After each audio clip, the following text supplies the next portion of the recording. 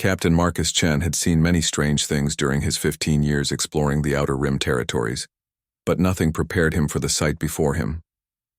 The crystalline palace rose from the volcanic plains of Paraxis Prime like a jewel carved from living flame, its walls pulsing with an inner light that matched the rhythm of the planet's twin suns. His ship, the Endeavor, had crash-landed 3 days ago after a pirate ambush left his engines dead and his crew scattered across the hostile landscape. Marcus was the only survivor, or so he thought until the rescue party found him. They weren't human. The Paraxian warriors stood nearly 8 feet tall, their skin a deep crimson that seemed to glow from within. Bony ridges crowned their foreheads and their eyes burned like molten gold. They moved with predatory grace, each step sending small tremors through the ground beneath their feet. Marcus expected to be killed or enslaved, as was common practice among many alien species when they encountered lone humans. Instead, they had brought him here to this magnificent palace, treating him not as a prisoner but as something far more intriguing. "You are the human," spoke a voice that seemed to emerge from the very air around him. The language was alien, yet somehow his universal translator made sense of the complex tonal patterns. Marcus turned toward the source and felt his breath catch in his throat.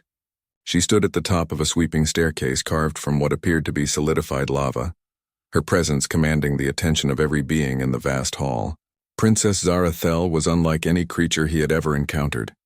Her skin held the same deep crimson as her warriors, but with veins of gold that traced elegant patterns across her arms and face. Her hair moved like liquid fire, defying gravity as it floated around her shoulders. Most striking were her eyes, which burned with an intensity that seemed to look straight through to his soul. "I am Captain Marcus Chen of the Terran Federation," he replied, straightening his shoulders despite the weariness that had settled into his bones over the past 3 days. The princess descended the stairs with fluid grace, each step deliberate and measured. The assembled courtiers and warriors fell silent, their golden eyes following her movement. When she reached the bottom, she stood barely an arm's length away from Marcus, studying him with the intensity of a scientist examining a rare specimen. "Your species interests me, human," she said, circling him slowly. "Your kind is known throughout the galaxy as weak, soft creatures who rely on machines rather than strength.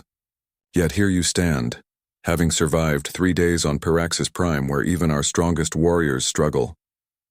Marcus remained still as she completed her circle, though every instinct told him to watch for danger. The heat radiating from her body was like standing near a furnace, yet it wasn't unpleasant. There was something almost hypnotic about her presence.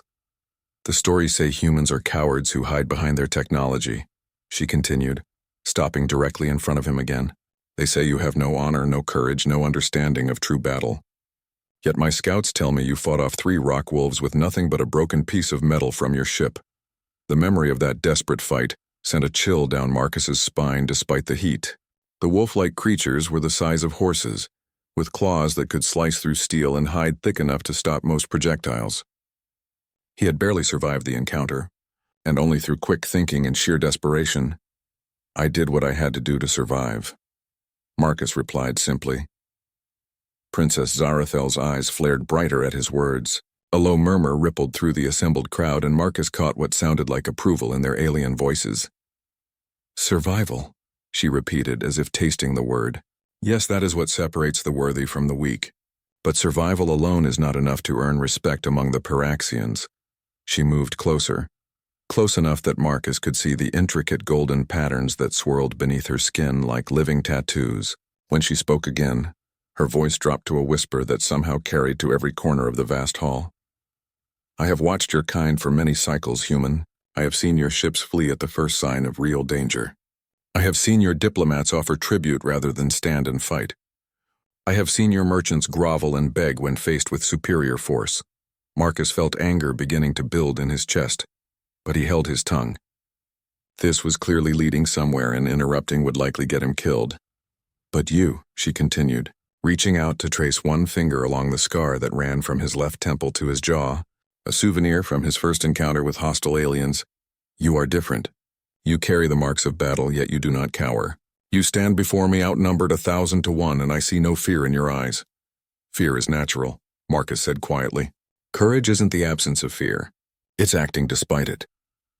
The princess stepped back, and for the first time since he'd met her, something resembling a smile crossed her features. It was a predatory expression that revealed teeth slightly too sharp to be human, but there was genuine amusement in it.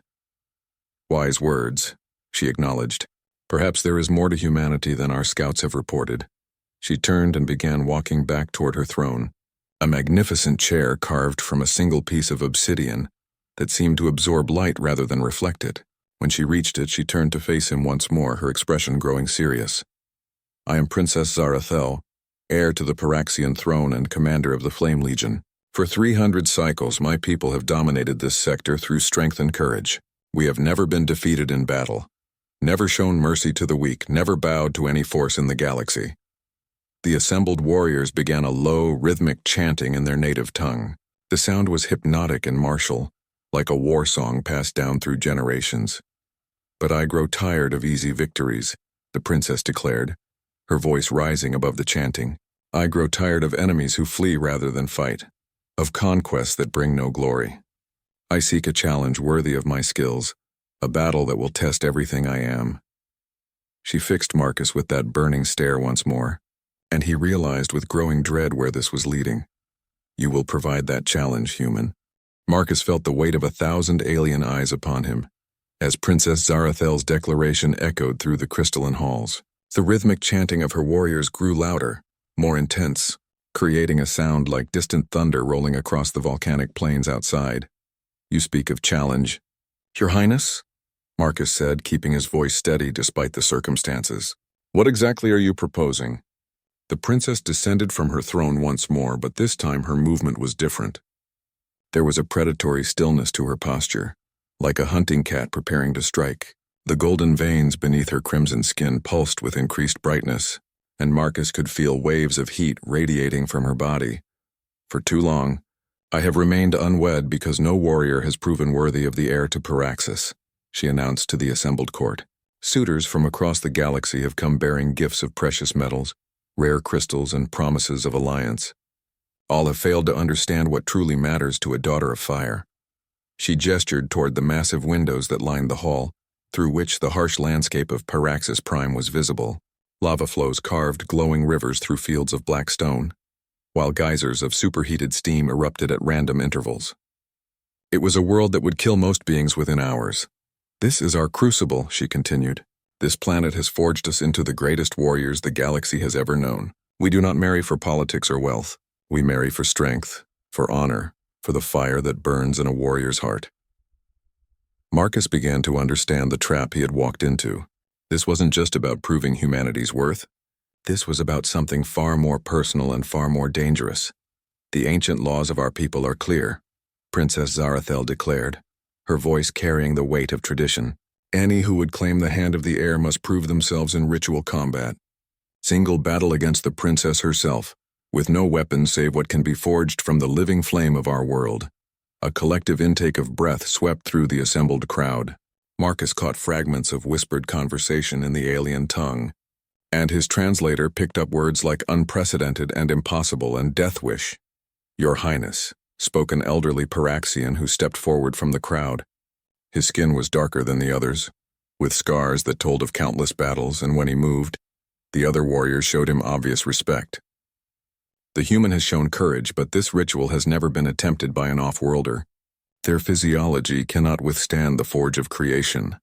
Princess Zarathel's eyes flashed dangerously. "Are you questioning my judgment, War Chief Tekmor?" The old warrior immediately dropped to one knee, pressing his fist to his chest in what Marcus recognized as a gesture of submission. "Never, Princess. I merely seek to ensure that proper honor is shown to our traditions." "The traditions will be observed," she replied coldly, "but they do not specify what species may attempt the trial. If the human lacks the strength to survive, then he will die, and we will know that his people are indeed as weak as the galaxy believes." She turned back to Marcus, and for a moment her expression softened almost imperceptibly. "However, if he succeeds, if he can forge a weapon from living flame and face me in single combat without dying in the attempt, then perhaps humanity deserves more respect than it has received." Marcus felt his mouth go dry. Forge a weapon from living flame? Face this warrior princess in single combat?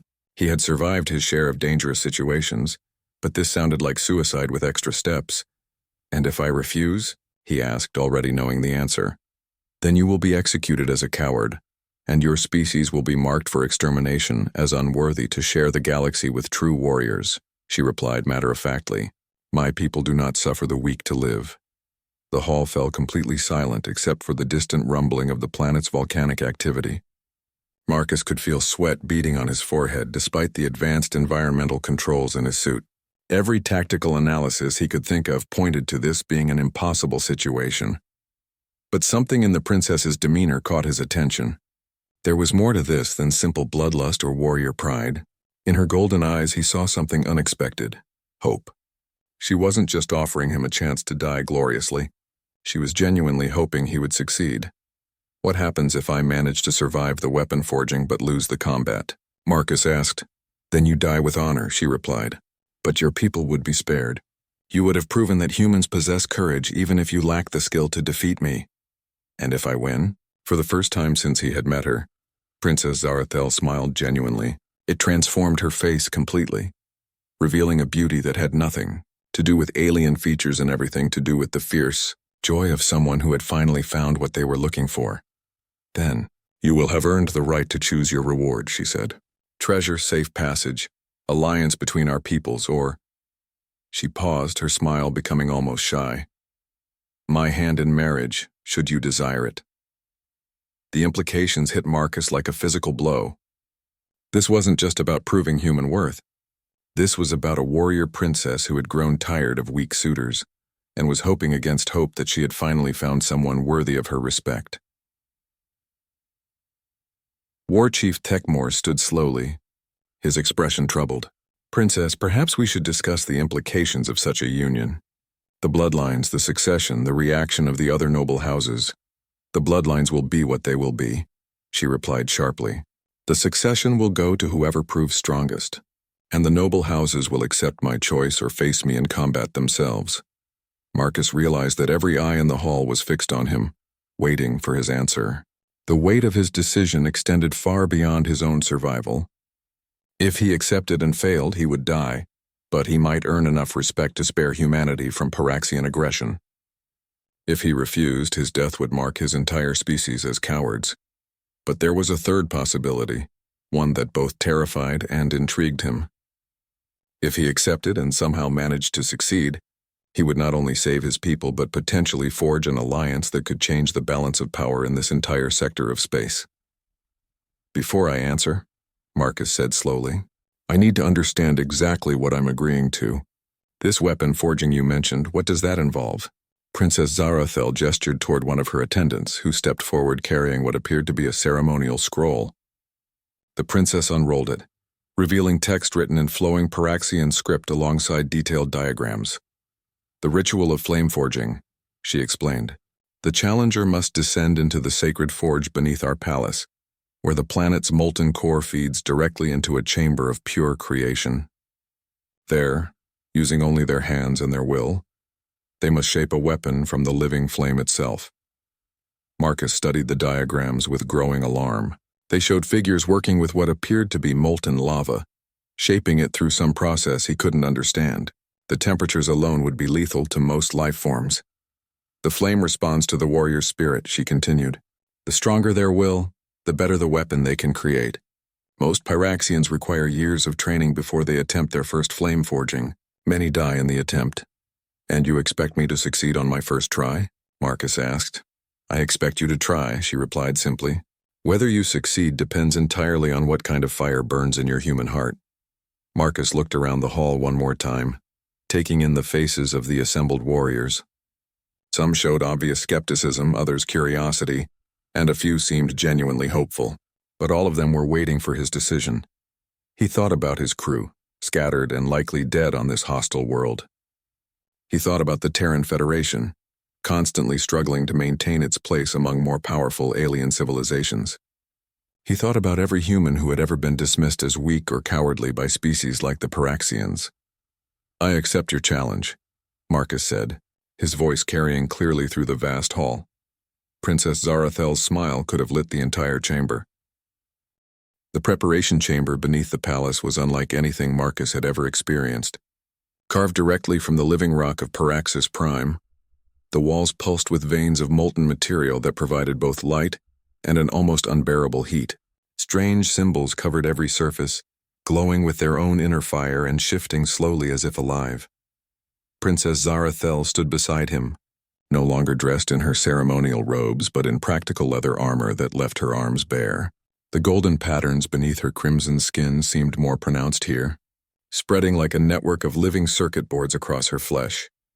The ritual begins at the next solar convergence, she explained, gesturing toward a massive timepiece carved into the chamber's ceiling. The device tracked the movements of Paraxis Prime's twin suns with mechanical precision, and Marcus could see they were less than an hour from perfect alignment. "Is there anything I should know about the process?" Marcus asked, trying to keep his voice steady despite the growing heat. His environmental suit was working overtime to maintain a survivable temperature, but he could feel its limits being pushed. "Knowledge can only take you so far," she replied. "The flame forging is as much about instinct and will as it is about technique. Your suit will protect you from immediate death, but it cannot help you shape the living flame. That requires something deeper." She moved to a wall covered in ancient weapons, each one clearly forged from the same process he was about to attempt. Some were elegant swords that seemed to hold captured sunlight in their blades. Others were more exotic, spears that writhed with internal fire, axes that dripped molten drops that evaporated before they could touch the ground. "These were made by our greatest warriors over centuries of tradition," she said, running her hand along a particularly impressive blade. "Each weapon reflects the spirit of its creator. Some burn with fury, others with discipline, still others with protective love." Marcus studied the weapons with professional interest. His military training had exposed him to countless alien technologies and fighting styles, but these seemed to operate on principles that defied conventional understanding. "What kind of weapon should I attempt?" he asked. Princess Zarathel turned to study him with those piercing golden eyes. "That is not for me to decide. The flame will show you what you need, based on what you truly are inside." The sound of approaching footsteps echoed through the chamber, and War Chief Thekmore appeared at the entrance, accompanied by several other senior warriors. The old soldier's expression was grim as he surveyed the scene. "Princess, the forge is prepared," he reported formally. "The guardian flames have been awakened and the sacred vessels are in position." "Guardian flames?" Marcus asked. "The forge is not undefended," Princess Zarathel explained. "The living flame has a will of its own, and it does not appreciate being shaped by unworthy hands. Many who attempt the ritual are consumed not by the heat, but by the flame's rejection of their spirit." Marcus felt his stomach drop. This just kept getting better and better. "However," she continued, "the flame also recognizes true courage. If your intentions are pure and your will is strong, it may accept you despite your alien nature." "May accept me," Marcus repeated. "That's reassuring."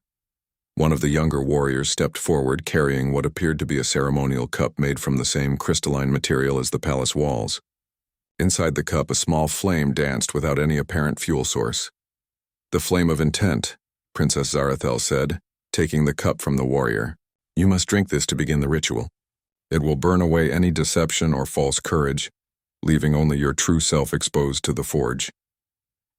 Marcus stared at the dancing flame. Drinking fire seemed like the kind of thing that would result in immediate death. Environmental suit or no environmental suit. "Will it kill me?" he asked bluntly. "Probably not immediately," she replied with what might have been humor. "The flame of intent reveals truth, but it rarely kills. Though I should mention that several candidates have been driven mad by what they discovered about themselves." "Of course they have," Marcus muttered. He reached for the cup, but Princess Zarathel caught his wrist. Her skin was hot against his, but not painfully so. There was something almost electric about the contact. "Before you proceed," she said quietly, "I want you to understand something. This ritual has never been attempted by a human. I do not know how your physiology will react to the sacred flames.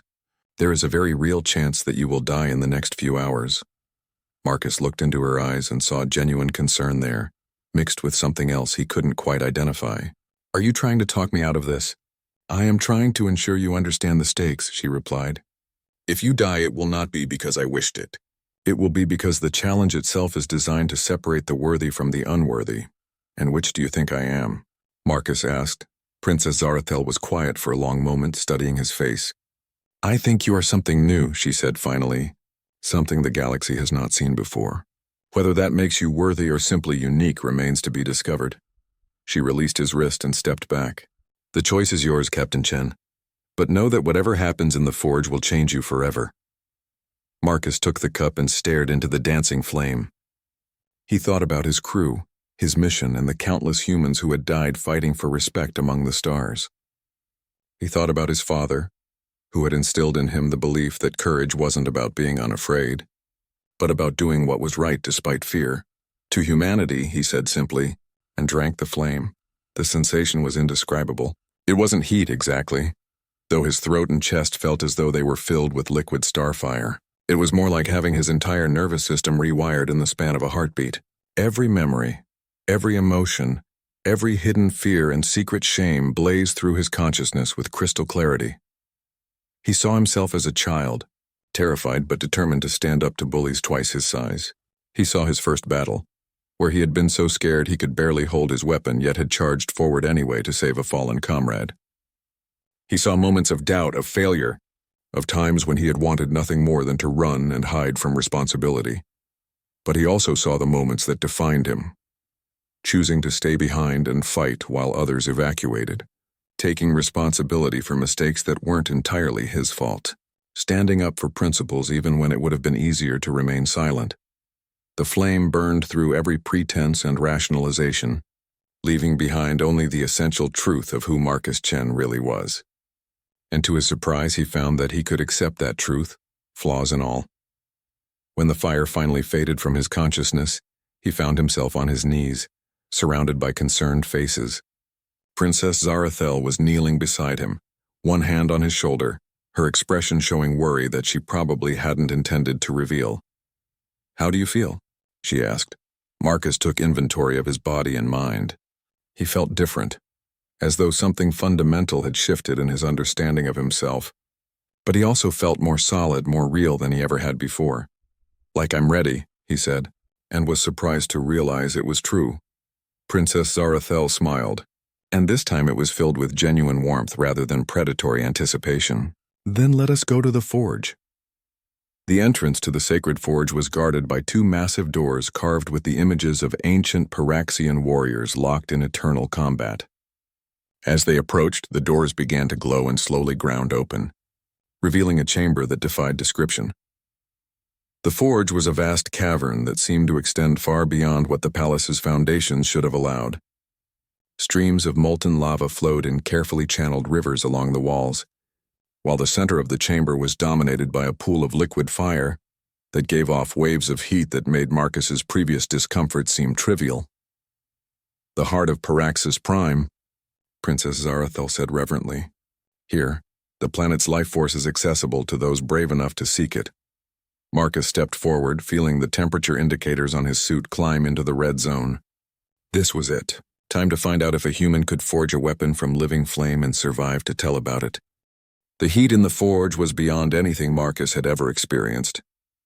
His environmental suit's cooling system screamed warnings as temperatures soared past their operational limits. Yet somehow he found himself able to function, despite conditions that should have killed him instantly. Princess Zarathel moved with fluid grace to the edge of the molten pool, her skin glowing brighter in response to the intense heat. "The flame of intent has changed you," she observed. "Your body now carries a spark of Paraxian fire. It will protect you for a time, but not forever." Around the edges of the forge, Marcus could see other figures watching from alcoves carved into the stone walls. The entire Paraxian court had come to witness this unprecedented event. Some faces showed skepticism, others curiosity, but all displayed the focused attention of predators watching potential prey. "What exactly do I need to do?" Marcus asked, approaching the pool of liquid fire cautiously. "Reach into the flame," Princess Zarathel replied simply. "Let it flow through your hands. Feel its essence, its hunger, its desire to become something more than mere energy. Then give it shape according to your will." Marcus stared at the pool of molten energy. It moved like liquid metal, but with a life and intelligence that was unmistakably alien. Occasionally, shapes would form in the surface, faces, perhaps, or geometric patterns that hurt to look at directly. The flame is alive, he realized. All energy is alive on Paraxis Prime, she confirmed. This planet exists at the intersection of multiple dimensional layers. The fire you see is not simply heated matter, but condensed life force given physical form. Marcus knelt at the edge of the pool, extending his hands toward the surface. The heat was intense enough that he could feel his gloves beginning to smoke, but the protection granted by the flame of intent seemed to hold. When his fingertips made contact with the living fire, the sensation was extraordinary. It felt like touching pure emotion. Rage, joy, fear, love, hope, despair, all flowing together in a torrent of sensation that threatened to overwhelm his consciousness. But underneath the chaos he sensed something else: curiosity. The flame was examining him as much as he was examining it. "It's trying to understand what I am," Marcus said, his voice filled with wonder. "Yes," Princess Zarathel replied. "The flame has never encountered human consciousness before. It is deciding whether you are worthy of its cooperation." Marcus closed his eyes and let his awareness sink deeper into the connection. Images flashed through his mind. Memories not his own, stretching back thousands of years. He saw the first Pyraxians learning to work with the living flame, watched civilizations rise and fall, witnessed the forging of legendary weapons that had shaped the course of galactic history. But the flame was also learning from him. It experienced human memories through his consciousness. Earth's blue skies, the laughter of children, the satisfaction of solving complex problems through cooperation rather than conquest. It felt his grief for lost comrades, his determination to protect the innocent, his willingness to sacrifice himself for others. The exchange lasted only moments in real time, but it felt like hours of mutual exploration. When it ended, Marcus felt a fundamental shift in his relationship with the living fire. It no longer saw him as alien but as simply different, and that difference was fascinating rather than threatening. "Now," Princess Zarathel whispered urgently. "While the connection is strong, shape your will into form." Marcus reached deeper into the pool, letting the living flame flow up his arms like liquid light. The sensation was indescribable, like being filled with concentrated starlight that somehow didn't burn. He could feel the energy responding to his thoughts, eager to take whatever shape he desired. But what did he desire? What weapon would truly represent who Marcus Chen was at his core? Images flashed through his mind: swords for cutting through obstacles, spears for striking from distance, axes for breaking through defenses. All were tempting, but none felt right. They were all weapons designed to destroy, and while Marcus was willing to fight when necessary, destruction had never been his primary nature. Then he remembered something from his military training, a lesson about ancient Earth warriors who valued protection above aggression. Not the shield-bearers who hid behind their defenses, but those who stood between danger and the innocent, absorbing harm so others could remain safe. The flame responded to his crystallizing intent with enthusiasm. It flowed into a new configuration, lengthening and flattening, taking on a shape that was both familiar and utterly unique. What emerged from the pool of living fire was a staff about 4 feet long, topped with a crystalline formation that pulsed with internal light. "Extraordinary," breathed Princess Zarathel. "I have never seen anything like it." The weapon, if it could be called that, felt perfectly balanced in Marcus's hands. As he lifted it from the pool, he could sense its capabilities through the connection they shared. It was designed not to attack but to defend and to heal. The crystalline head could project barriers of solidified energy, while the staff itself could channel the wielder's life force to repair damage to others. "It's not really a weapon," Marcus said, examining his creation with growing amazement. "It's more like a tool for protection. The flame creates what the forger truly needs," Princess Zarathel replied, her voice filled with something that might have been awe. "In all our history, no one has ever forged a tool of pure defense. Our weapons are always intended to destroy our enemies." War Chief Techmore stepped forward from his alcove, his scarred face showing genuine confusion. "Princess, how are we to judge the human's worthiness in combat if his weapon cannot deal lethal damage?" Princess Zarathel studied Marcus and his unique creation for a long moment. "The ritual combat is about proving strength and courage, not necessarily about causing death," she said thoughtfully. "If the human can face me in battle and demonstrate his worthiness despite choosing a defensive weapon, perhaps that proves even greater courage. Or it proves that he is truly a coward who fears to take a life, muttered another warrior from the shadows. Marcus felt anger flare at the accusation, but before he could respond, his staff began to glow more brightly. The crystalline head projected a shimmering barrier in the air between him and the insulting warrior, not to attack, but simply to demonstrate that defensive tools could be every bit as formidable as offensive ones. "I don't fear death," Marcus said quietly, his voice carrying clearly through the forge chamber, "my own or anyone else's. But I prefer to win battles through protection rather than destruction. If that makes me a coward in your eyes, so be it." Princess Zarathel moved closer, studying both Marcus and his weapon with intense interest. "Show me," she said suddenly. "Demonstrate what your creation can do." Marcus hesitated. "Here? Now?" "Not the full combat," she clarified. "But I would see how a human wields a weapon forged from living flame." Marcus raised the staff, feeling its weight and balance. The weapon seemed to anticipate his movements, responding to his intentions almost before he consciously formed them. He swept it in a defensive arc, and a barrier of crystalline energy materialized, solid enough to deflect physical attacks while allowing light to pass through. Next, he focused on the staff's healing properties. Drawing on his own life force, he channeled energy through the weapon toward a small burn on his arm, a souvenir from his initial contact with the flame pool. The injury faded as the staff's power washed over it, leaving unmarked skin behind. "Fascinating," Princess Zarathel murmured. "You have created a weapon that embodies the human philosophy of victory through preservation rather than annihilation. Will it be sufficient for the ritual combat?" Marcus asked. The princess smiled, and for the first time since he had met her, it was the expression of pure joy rather than predatory anticipation. "Oh yes," she said. "It will be more than sufficient. In fact, I think this combat will be far more interesting than I originally anticipated." She turned to address the assembled court. "The flame forging is complete. The human has proven himself capable of wielding our sacred fire, and has created a weapon worthy of single combat. The ritual will proceed at dawn." As the court began to disperse, Princess Zarathel lingered beside Marcus. "You continue to surprise me, Captain Chen. First you survive 3 days on our world. Then you drink the flame of intent without losing your sanity. And now you forge a weapon unlike any in our history." "I'm full of surprises," Marcus replied, though he was beginning to feel the exhaustion of the flame forging process. "Though I should probably warn you, I have no idea what I'm doing when it comes to formal combat." "Neither do I," she admitted. "This will be a learning experience for both of us." As they walked back toward the palace proper, Marcus couldn't shake the feeling that something fundamental had changed between them during the forging process. The connection he had formed with the living flame seemed to extend to Princess Zarathel as well, creating an awareness of her presence that was both thrilling and terrifying. Tomorrow he would face her in single combat, knowing that failure meant death and success meant, what exactly? Marriage to an alien princess?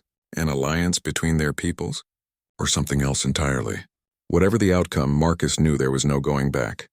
The flame of intent had changed him. The dawn on Pyrax's prime was a spectacular event. The twin suns rose in perfect synchronization, casting the volcanic landscape in shades of gold and crimson that seemed to set the very air ablaze. Marcus stood on the balcony of his guest quarters, watching the sunrise and trying to calm his nerves for the combat that lay ahead. The staff he had forged rested against the wall beside him, its crystalline head pulsing gently with stored energy. Throughout the night he had practiced with the weapon, learning its capabilities and limitations. It was unlike any tool he had ever wielded, responsive to his thoughts and emotions in ways that conventional technology could never match. A soft chime announced a visitor, and Marcus turned to see War Chief Thekmor entering the chamber. The old warrior's expression was unreadable as he approached. "Human," he said formally, "I come to speak with you before the ritual combat begins." "War Chief," Marcus replied, inclining his head respectfully. "What can I do for you?" Thekmor moved to the balcony's edge, gazing out at the sunrise with ancient eyes that had seen too many battles to count. "In my 3 centuries of service to the crown, I have watched 17 challengers attempt to prove themselves worthy of Princess Zarathel's hand," he said quietly. "All were Pyraxian nobles of proven courage and skill. All died in the attempt." Marcus felt his stomach tighten. "That's reassuring. The princess is not cruel, Techmore continued, ignoring the sarcasm. But she is perhaps the finest warrior our people have ever produced. Her skill with flame weapons is legendary, her tactical intelligence unmatched, and her physical capabilities exceed those of most of our strongest males. Are you trying to convince me to forfeit? Marcus asked. The war chief turned to face him, and Marcus was surprised to see something like respect in the alien warrior's golden eyes. No, I am trying to help you understand what you face so that you might have some chance of survival. He gestured toward the staff. Your weapon is unlike anything in our tradition, but I have studied its capabilities throughout the night. It is purely defensive, designed for protection and healing rather than attack. In our culture, this would normally be seen as a sign of weakness. But, Marcus prompted, sensing there was more. But I have lived long enough to recognize wisdom when I see it, Techmore admitted. There is great strength in choosing to protect rather than destroy. The question is whether Princess Zarathel will recognize that strength before her competitive nature drives her to kill you. Marcus picked up his staff, feeling its familiar weight in his hands. Any advice on how to survive long enough for her to recognize anything? War Chief Techmore was quiet for a long moment, studying Marcus with professional interest. The princess fights with passion and precision in equal measure. Her preferred weapon is a flame sword that can cut through any known material. She moves like liquid fire and strikes like lightning. He paused, seeming to weigh his words carefully. However, she has never faced an opponent who could not be defeated through direct assault. Your defensive capabilities may confuse and frustrate her, especially early in the combat. Use that confusion to demonstrate your other qualities. Other qualities: intelligence, adaptability, the courage to stand firm when facing overwhelming force. Techmore's expression grew thoughtful. The princess has grown weary of opponents who either flee in terror or charge blindly to their deaths. Show her something different. Before Marcus could ask what he meant by that, another chime announced a new arrival. This time it was Princess Zarathel herself, dressed in ceremonial combat armor that seemed to be forged from the same living flame that Marcus had worked with the night before. War Chief, she said formally, I trust you are not attempting to coach our challenger in the art of defeating me? Never, Princess, Techmore replied with a slight smile. I merely wish to ensure he understands the honor being shown to him. Princess Zarathel's armor was a work of art that doubled as functional protection. Plates of crystallized flame covered her vital areas while allowing for full freedom of movement. Her weapon hung at her side, a sword with a blade that seemed to be made from captured starfire. The combat arena awaits, she told Marcus. Are you prepared? Marcus lifted his staff and felt its reassuring weight. As prepared as I can be, given the circumstances. Good. She studied his face with those piercing golden eyes. I want you to know that I will show you no mercy in the arena. To do so would dishonor both of us. I wouldn't expect anything less, Marcus replied honestly. They walked together through the palace corridors toward the arena, followed by War Chief Techmore and a growing procession of courtiers and warriors. Word of the combat had spread throughout the palace, and everyone wanted to witness this unprecedented event. The arena itself was a vast circular chamber carved from volcanic rock, with tiered seating that could accommodate thousands of spectators. The floor was covered in sand that had been heated to glowing temperatures, and patterns of molten channels created natural barriers and obstacles throughout the fighting space. The rules are simple, Princess Zarathel explained as they reached the arena floor. Combat continues until one participant yields, is rendered unconscious, or dies. No outside intervention is permitted regardless of circumstances. Marcus nodded, though his mouth felt dry despite the heat. Around them, the arena was filling with spectators. He could see hundreds of Paraxian faces, all focused on him with intense curiosity. This was likely the first time most of them had ever seen a human, let alone one about to fight their princess. One final question, Marcus said, as they took their positions on opposite sides of the arena. If I somehow manage to defeat you, what exactly happens next? Princess Zarathel's smile was fierce and joyful. Then you will have earned the right to claim whatever reward you desire. Treasure, safe passage for your people, political alliance, or... She paused, her expression growing almost shy. My hand in marriage, should you wish it? And if you defeat me? Then you will die as a warrior rather than a coward, and your people will be judged accordingly. Her expression grew serious. But Marcus, I hope it does not come to that. The use of his first name sent a jolt of surprise through him. Throughout their encounters, she had maintained formal address. The change felt significant, though he wasn't sure exactly what it meant. War Chief Thekmor moved to the center of the arena, raising his voice to address the assembled crowd. Citizens of Paraxis Prime, today we witness an unprecedented event in our history. A human challenger has completed the ritual of flame forging and now seeks to prove his worthiness through single combat with our princess. The crowd's response was deafening. Roars of approval mixed with skeptical growls and the rhythmic chanting. That seemed to be a standard part of Paraxian ceremonies.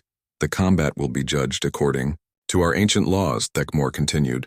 Victory goes to the last warrior standing. May the strongest prove their worth. He stepped back to the edge of the arena, leaving Marcus and Princess Zarathel alone on the heated sand. The princess drew her flame sword with a fluid motion, and the blade ignited into brilliant life, casting dancing shadows across the arena walls. I have dreamed of a worthy opponent for decades, she said, settling into a combat stance that spoke of years of training and countless victories. Do not disappoint me, human. Marcus raised his staff, feeling the crystalline head begin to glow as it responded to his intentions. Around them, the arena fell silent except for the distant rumbling of volcanic activity. I'll do my best, Marcus replied, and meant it. Princess Zarathel smiled one last time, an expression of pure anticipation and joy, then launched herself forward with the speed of a striking serpent. The battle for humanity's future had begun. Princess Zarathel moved like living flame given form, her blade tracing arcs of brilliant fire through the superheated air. Marcus barely had time to raise his staff before her first strike arrived, the crystalline head blazing to life as it projected a barrier of solid energy that deflected the flame sword with a shower of sparks. The impact sent vibrations up Marcus's arms, but the barrier held. Around the arena, the crowd erupted in surprised murmurs. Apparently, successfully blocking the princess's opening attack was not something her previous challengers had managed. Impressive, Princess Zarathel said, circling him with predatory grace. But defense alone will not win this combat. She attacked again, this time with a combination of strikes that tested different angles of his protection. Marcus found himself moving instinctively, the staff seeming to guide his movements as much as his conscious mind. Each attack was deflected, but he could feel the strain of maintaining the energy barriers. You fight like you're afraid to hurt me, the princess observed, her blade weaving hypnotic patterns in the air. Is this human chivalry, or do you simply lack the will to strike back? Maybe I'm just getting a feel for your fighting style, Marcus replied, backing away from another flurry of attacks. You Paraxians seem to favor the direct approach. We favor victory, she corrected, launching herself into a spinning attack that forced Marcus to dodge rather than simply block. As he rolled across the heated sand, Marcus began to understand what War Chief Thekmor had meant about using her expectations against her. Princess Zarathel was fighting the way she always had, with overwhelming aggression designed to intimidate and destroy her opponents quickly. But Marcus's purely defensive strategy was forcing her to adapt, and adaptation took time. Time he could use to study her techniques and find an opening. Stand and fight, she called out, frustration beginning to creep into her voice. You cannot win by running away. I'm not running away, Marcus said calmly, deflecting another strike with his barrier. I'm thinking. The answer seemed to surprise her, and for just a moment her aggressive pattern faltered. Marcus seized the opportunity to demonstrate another capability of his weapon, channeling energy through the staff to create multiple barriers at once, effectively boxing the princess in. For the first time in the combat, Princess Zarathel was forced to go on the defensive, her flame sword cutting through the energy constructs but requiring several seconds to break free. When she emerged, her golden eyes were blazing with something that looked almost like excitement. Now you show your true nature, she said approvingly. But can you do more than trap your opponents? Marcus was about to respond when he noticed something that made his blood run cold. The princess's fighting style was becoming more aggressive, more reckless. She was enjoying the challenge so much that she was beginning to lose control of her restraint. Her next attack came with enough force to shatter stone, and Marcus's barrier flickered under the impact. The crowd roared its approval, sensing that the combat was entering a new and more dangerous phase. You're holding back, Marcus realized aloud. This entire time, You've been fighting at a fraction of your true capability. Princess Zarathel's smile was fierce and wild. I did not wish to end our dance too quickly. But if you can provide a real challenge, then perhaps it is time to stop playing. The temperature in the arena seemed to rise as the princess's power increased. Her flame sword blazed brighter. Her movements became faster, and the very air around her began to shimmer with heat distortion. This was what had killed her previous challengers. Not just her skill, but the overwhelming force she could bring to bear when truly tested. Marcus felt sweat beading on his forehead despite his suit's cooling systems. His defensive capabilities were impressive, but they had limits, and he was beginning to approach them. Then he remembered something War Chief Techmore had said. Show her something different. Instead of raising another barrier, Marcus did something that apparently no Paraxian warrior had ever attempted. He lowered his staff and stepped forward, placing himself within easy striking distance of the princess's blade. What are you doing? She demanded, her sword held high but not striking. Showing you what human courage really looks like, Marcus replied quietly. I could keep defending myself until exhaustion forced me to make a mistake. But that's not why I'm here. He set his staff aside, leaving himself completely vulnerable. You wanted to see if humans are truly weak and cowardly. Here's your answer. I trust you not to strike down an unarmed opponent. The arena fell completely silent. Princess Zarathel stood frozen, her flame sword raised to deliver what should have been a killing blow. But something in Marcus's calm confidence seemed to give her pause. You would risk your life on my honor? She asked incredulously. I would risk my life on the belief that beneath all the warrior pride and cultural differences, you're fundamentally decent, Marcus said. Your people judge courage by willingness to fight and die. My people judge it by willingness to trust and protect others. Princess Zarathel lowered her sword slowly, her expression showing confusion and something that might have been wonder. You are either the bravest being I have ever met or the most foolish. Can't I be both? Marcus asked with a slight smile. For a long moment they stood facing each other in the center of the arena, the unarmed human and the most dangerous warrior in the Paraxian Empire. The crowd waited in breathless silence for whatever would happen next. Then Princess Zarathel did something that shocked everyone present, including herself. She set down her flame sword and stepped forward until she was close enough to touch Marcus. In 3 centuries of combat, no opponent has ever voluntarily disarmed themselves in my presence, she said softly. No challenger has ever trusted me to show restraint. Maybe that's because they were trying to prove their strength through violence, Marcus replied. I'm trying to prove it through trust. Princess Zarathel reached out slowly and placed her hand over his heart. Even through his environmental suit, her touch was warm but not painfully so. Your heart beats steadily, she observed. You are not afraid. I'm terrified, Marcus admitted. But fear doesn't mean I can't do what's right. Something fundamental shifted in the princess's expression. The predatory intensity faded, replaced by a look of genuine amazement. You are not like any warrior I have ever known, she said quietly. That's because I'm not trying to be a warrior, Marcus replied. I'm trying to be something better. Princess Zarathel studied his face for another long moment, then turned to address the assembled crowd. Her voice carried clearly through the arena's crystalline acoustics. Citizens of Paraxis Prime, she called out. Today I have learned something new about courage. This human has shown me that true strength lies not in the willingness to destroy, but in the wisdom to know when destruction is unnecessary. She picked up her flame sword and held it high, the blade blazing with renewed intensity. Captain Marcus Chen has proven himself worthy through means our traditions never anticipated. He has demonstrated courage, honor, and a strength of spirit that transcends species boundaries. The crowd erupted in confusion and debate, with voices raised in both approval and protest. But Princess Zarathel continued speaking, her voice cutting through the noise. The ritual combat is concluded. The human has proven his worthiness not through victory in battle, but through the wisdom to show that battle was unnecessary. She turned back to Marcus, her expression serious but warm.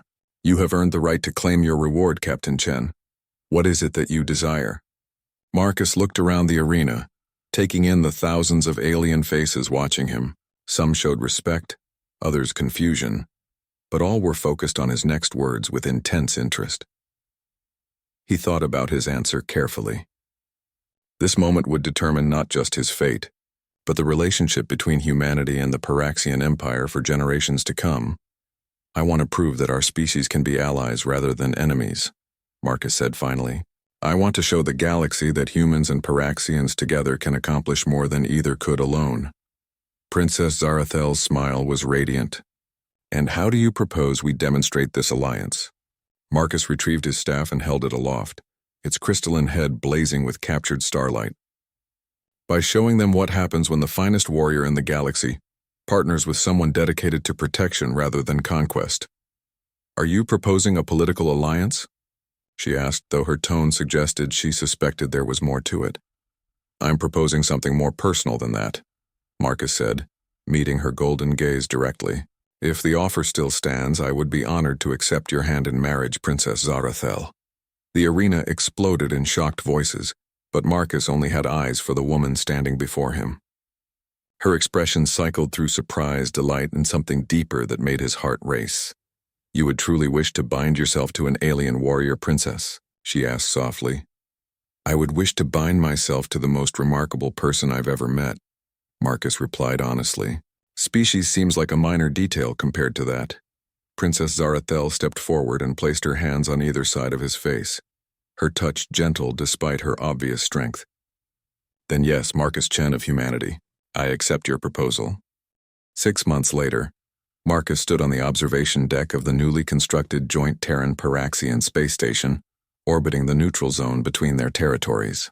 The facility was a marvel of combined engineering, human technological precision merged with Pyraxian mastery, of energy manipulation to create something neither species could have built alone. Through the massive viewing ports, he could see ships from both civilizations docking and departing in a constant stream of activity.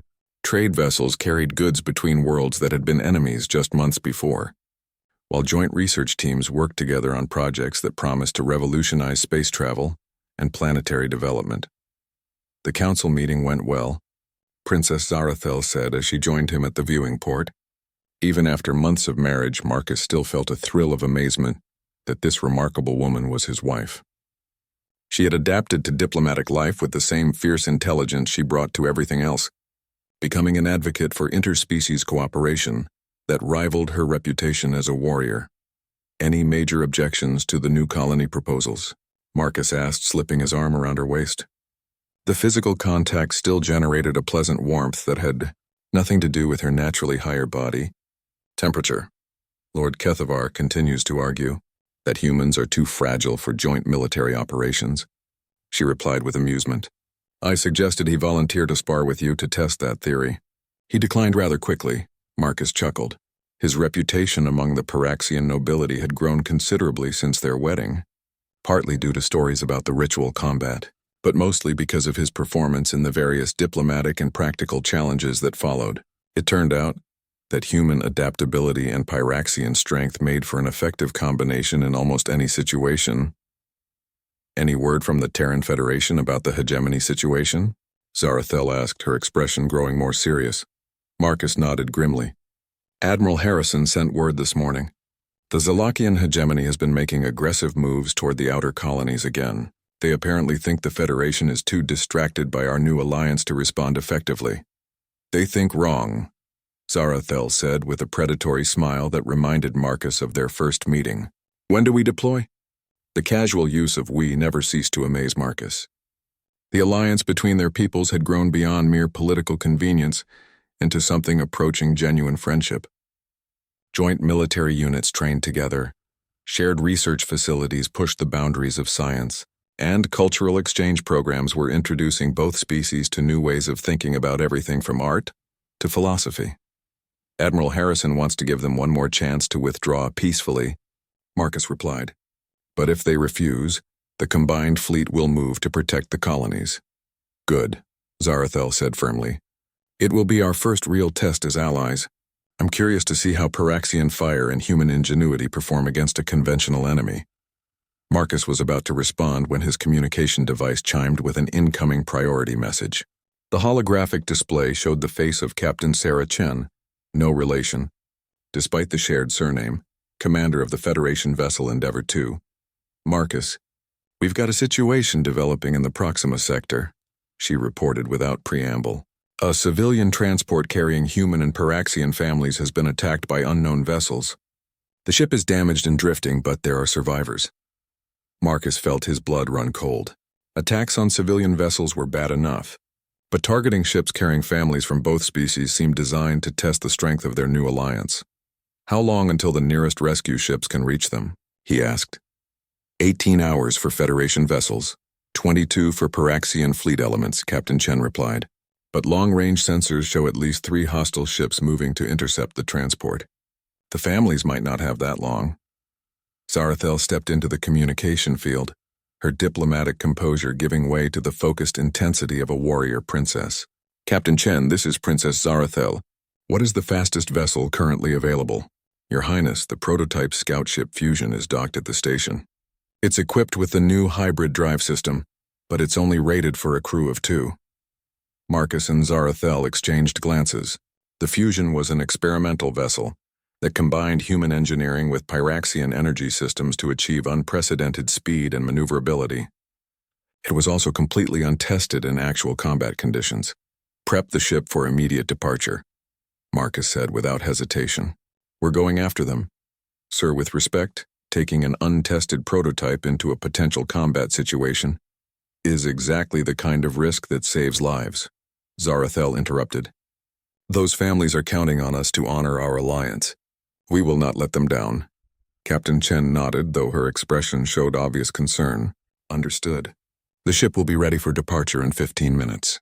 But Your Highness, if something happens to you and Captain Chen, then our sacrifice will demonstrate that this alliance means something more than mere political convenience, Zarathel replied firmly.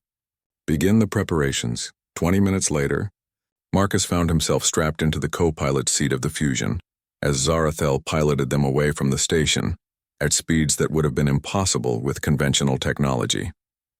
The hybrid drive system combined human mechanical precision with Paraxian energy manipulation to create thrust patterns that felt more like magic than science. How long until we reach the transport?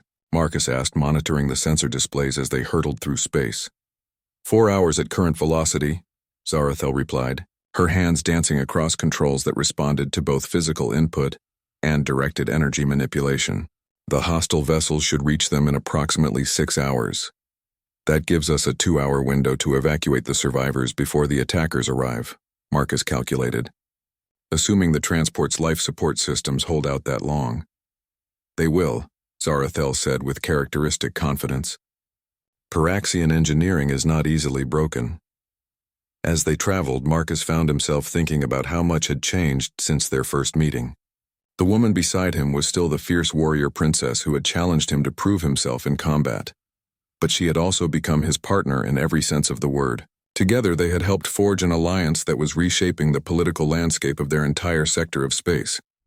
Do you ever regret it? Marcus asked suddenly. Regret what? Zarathel replied, not taking her eyes off the navigation display. Choosing alliance over conquest. Your people could probably have defeated the Federation in a direct military confrontation. Zarathel was quiet for a long moment, considering the question. Victory through conquest brings temporary glory, she said finally. Victory through alliance brings lasting strength. You showed me that wisdom when you trusted me not to strike you down in the arena. She glanced at him with those incredible golden eyes. Besides, conquest would never have given me what I truly wanted. Which was? A partner worthy of standing beside me, she said simply. Someone who could challenge me to become better than I was. Someone who understood that true strength comes not from the willingness to destroy, but from the wisdom to know when destruction is unnecessary. Marcus reached over and took her hand, feeling the familiar warmth of her touch. I never expected to find someone like you when I crashed on Paraxis Prime. And I never expected to find someone who could prove themselves worthy without spilling a single drop of blood, she replied. Perhaps that is why we work so well together. We both discovered something we didn't know we were looking for. The proximity alarms chimed, indicating they were approaching the disabled transport. Through the viewports, Marcus could see the ship drifting powerless against the starfield, its hull scarred by weapon impacts but still intact. Time to see if our alliance is as strong as we believe it is, Zarathel said, beginning the complex approach maneuvers. It is, Marcus replied with absolute certainty. After everything we've been through together, there's nothing we can't handle. As the fusion moved toward the transport to begin rescue operations, Marcus reflected on the journey that had brought them to this point. He had come to Paraxis Prime as a crashed survivor, expecting to die on a hostile alien world. Instead, he had found love, partnership, and a chance to help reshape the galaxy itself. The alien princess had indeed spoken with fire when she challenged him to prove himself in battle. But the real battle hadn't been about physical combat. It had been about proving that two very different species could find common ground, mutual respect, and a shared future among the stars. Looking at Zarathel as she skillfully maneuvered their ship toward the endangered families, Marcus knew that particular battle was far from over. But with her beside him, he was confident they could face whatever challenges lay ahead. After all, they had already proven that love could conquer even the vast distances between species and worlds. Everything else was just details,